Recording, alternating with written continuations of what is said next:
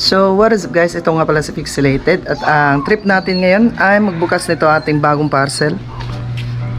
Yan, so bar tape yan. Tsaka nag-experiment din natin ito.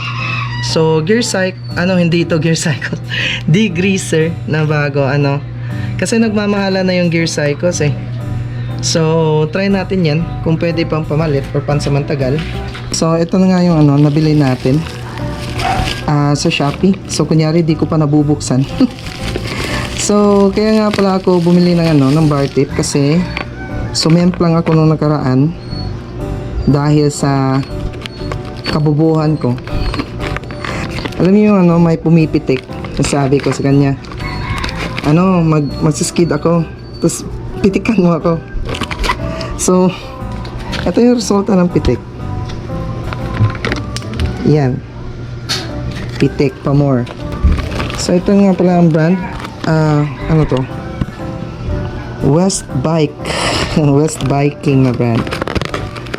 So kaya pala ako napalit din ng ganito ay na-inspired ako ng yung bar tape na Cyclovation. Kaso nga lang ang mahal nun. So ito na nga lang yung alternative na parang ganun din.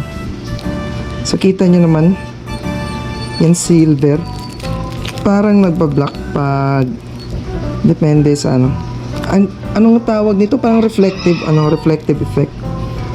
So tingnan natin if ma-achieve natin yung gusto nating makita dito sa ating new bar tape. Nga pala yung bar end nito ay ganito siya, so white. So simulan na natin. Ito natin sisimulan ay dito pala, dito. Yan.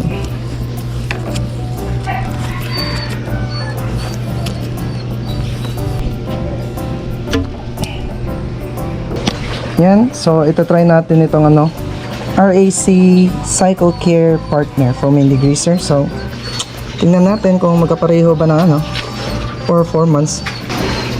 Matanggal yung chemical ng degreaser. I-apply natin to.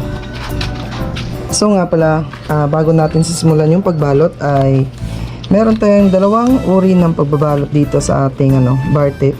So yung isa, yung pag ganito, dito nagsisimula sa grip area sa handlebar. So dito nagsisimula. So ang purpose nito na pag ganitong pagbalot ng bar tape ay mas pogi siya tignan, mas malinis kasi di mo na kailangang mag electrical tape dito. Hindi na yan luluwag kasi ito lang yung magdadala ng pressure para humigpit siya dyan. So hihigpit talaga yan kahit walang electrical tape dito. So isa yan sa mga benefit kapag ganitong uri ng pagbabalot yung gagawin mo. Kaso nga lang ang cons niyan, so kapag nabalot mo na ito, yan, patungo doon sa ibaba.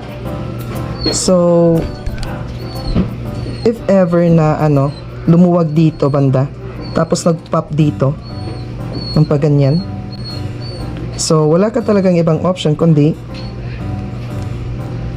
bumalik sa umpisa. So tatanggalin mo yan dito, papunta dito para naman magsimula na lang ulit at para maayos. So yun ang cons ng ganyang pagbalot. So nakasanayan ko ay dito sa bar end, tapos papunta dito, so opposite, tapos mag-electrical tape ako niyan. So ang cons ay hindi siya malinis tignan dito kasi may electrical tape.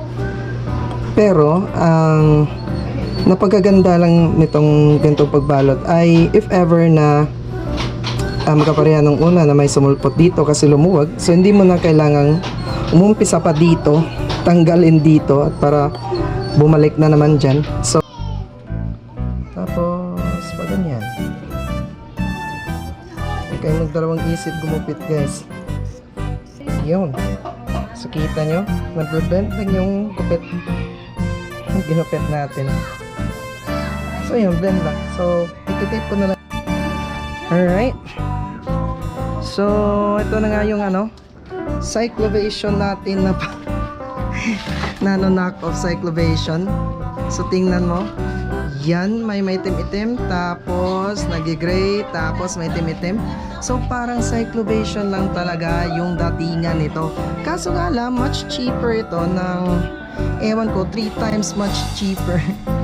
So, by the way, if gusto nyo mag-avail nito, just kindly PM me kasi hindi ko pa sure kung meron ba dito sa TikTok. But just PM me on Facebook, guys. Follow me on Facebook, Fixilated. So, just kindly search that on Facebook so that I can give you the links for this knockoff bar tape na parang cyclovation.